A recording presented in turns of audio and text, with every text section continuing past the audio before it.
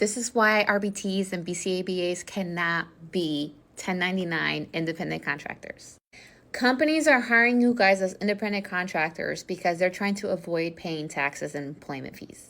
Just like you said, it's like you're employed with them, but it's weird. Yeah, because they're trying to have you on staff as like a W-2, but they're having you start your own business, an LLC, so that they don't have to pay all these fees and stuff like that. And they don't have to, since you're technically not employed by them, they're basically scamming the system.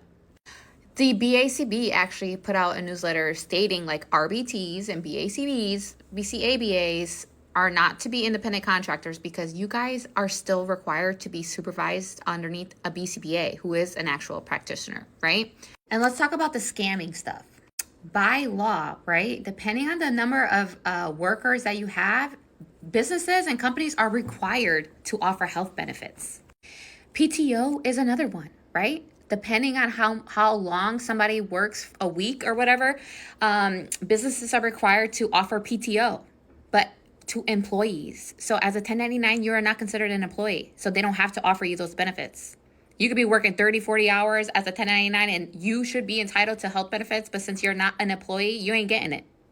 Another thing they get to avoid is workers' comp. If you get hurt on the field while you're working for that company, you're not going to get workers' comp because you are not employed by them. You are a 1099.